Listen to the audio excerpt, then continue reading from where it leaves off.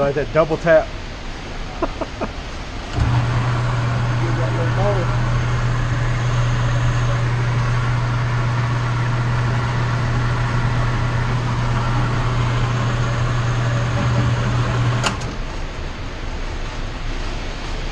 What do you think?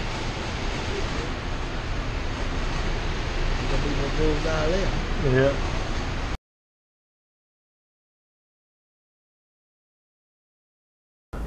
Alright y'all, Swamp Happy Outdoors here. Look, this is about my 6.5 Grendel that I built myself. I've always hunted with a 30-06 for about, I don't know, 25 years now. I have a Ruger Model 77 bolt action. It's great, but it's time to move on. I'm not as fast as I once was with a bolt action, and my dad knew since I got out of the military that I wanted a AR. So my dad bought me a 5.56 and AR-15, and once he done that, man, it was just, man, it brought back a lot of memories from when I was 18, 19 years old.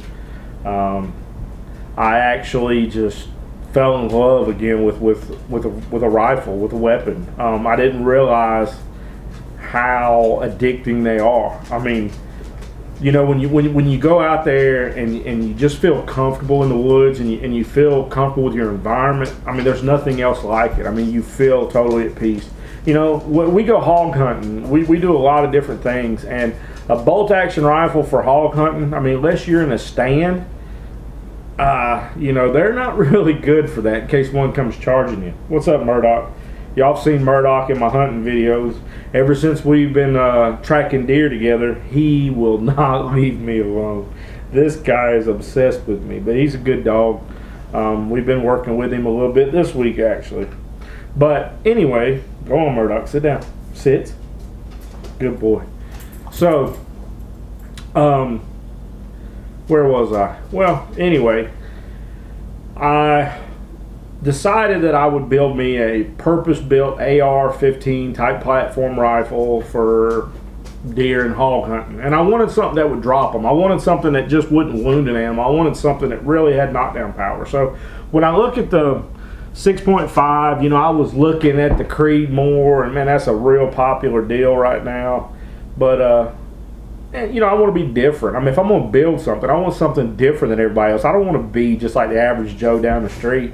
You know, I could have went out and bought a Ruger, or I could have went out and bought just, you know, just a Savage or something, BA-10 or whatever they call it. But, you know, I wanted to do something myself. I mean, I've built transmissions, I've built cars, I've built all kinds of stuff, but I've never built a gun from scratch and really looked over it. I mean, of course, we disassembled them all the time in the military while you're deployed to clean them, but, you know, anyway. So when I looked at the 6.5 Grendel, the Grendel is very, very compatible to a 308. I mean, it actually supersedes the 308 in a lot of ways in the ballistics. But right here is in my right hand, right here is a Grendel. This is a Hornady rounds, match grade, and I think it's 123 grain. I mean, it's wicked, man. And this right here is just a 5.56. 62 grain, you know, for a 223. I mean, look at the difference, y'all. I mean, come on. I mean, you choose which one that you want to drop animals with. You know what I mean? I mean, that's a no-brainer. But so that's why I went that way, you know. And again, I was going to build just an upper and swap it out to my lower that I had, and I thought that's what I was going to do. But you know, once I got to thinking about it, I was like, man, I don't want to keep swapping lowers and just doing that. I want my own gun. I want to build a gun from the bottom to the top. So I'll go over a little bit with you. I'll tell you what I've done. I mean, y'all do the math. I mean, I'm just rattling numbers out here, but you know, basically for the upper part of the receiver, I got maybe $40 in it. You know, I got the upper for like 30 bucks. I'm sure they've went up since all the shootings and stuff like that. Everything goes crazy then. But I started this before all this had happened.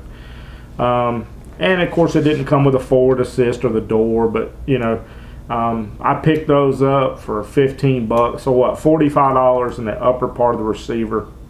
I bought the barrel, and I got that from Delta Team Tactical. I got the barrel from Classic Arms. They're here in Atlanta, Georgia. It's a fluted barrel. It's 18 inches. It's a great barrel. It's a 1 8 twist. It's a 5R rifling on it. I think I paid $90 for it, shipped to me.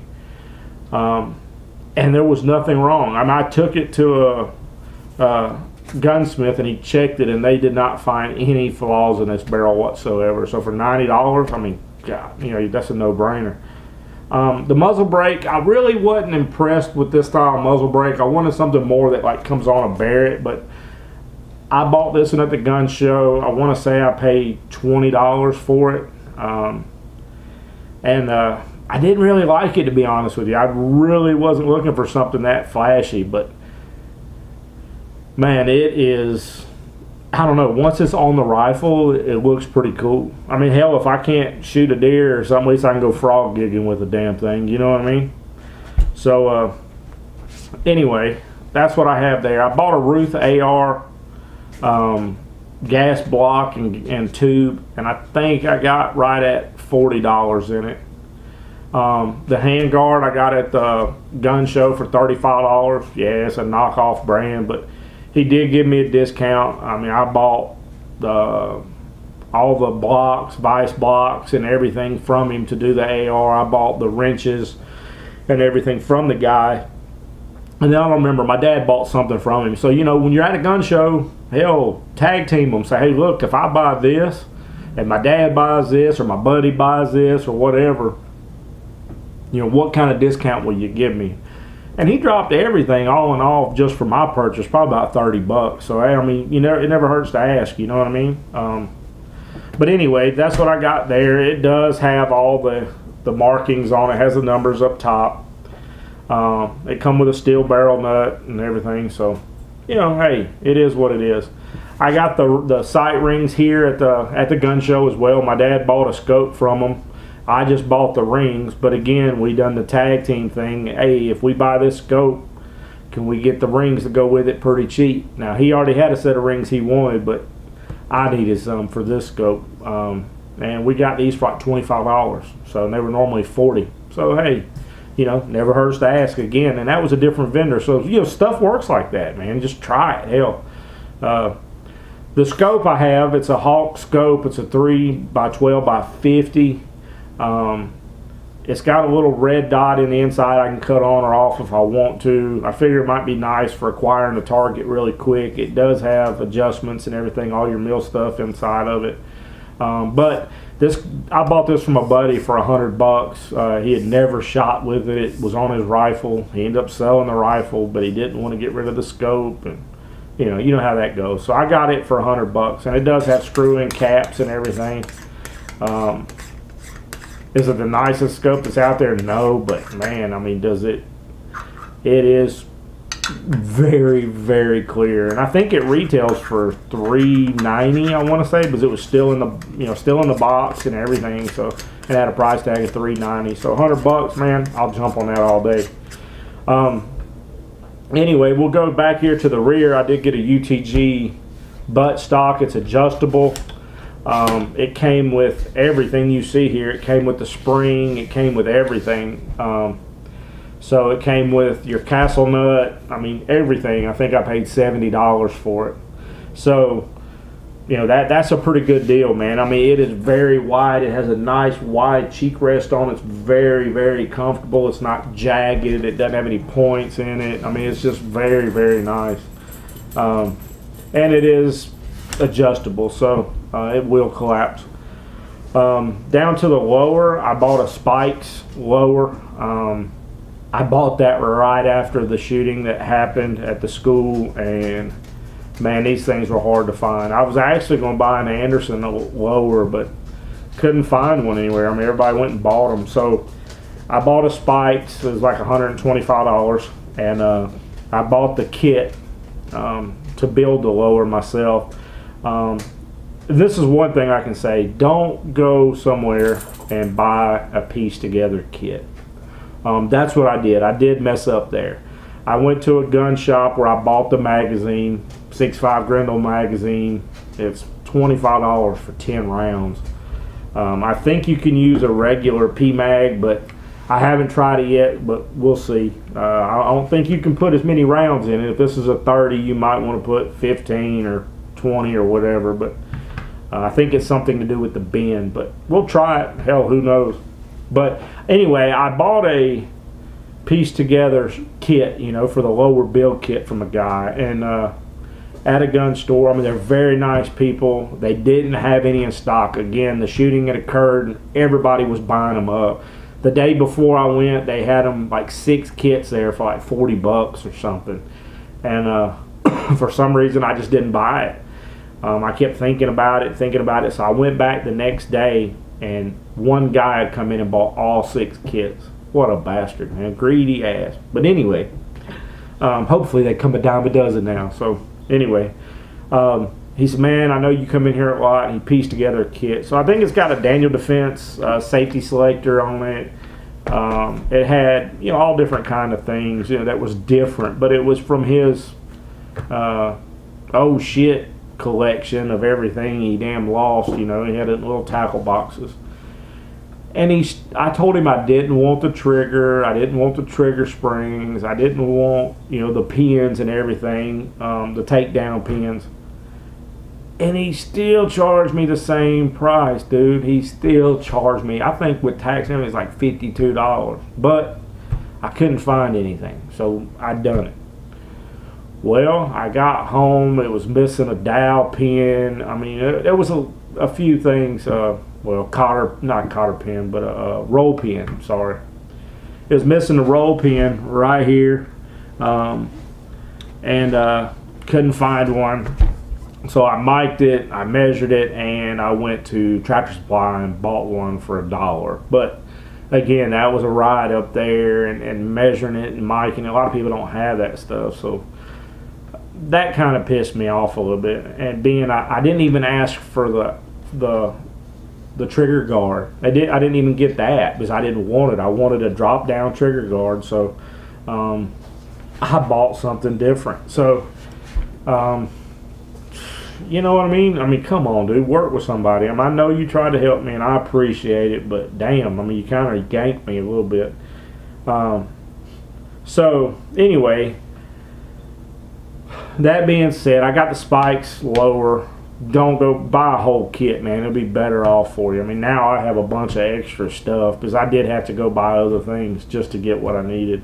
I can't remember what else I had to buy, but anyway.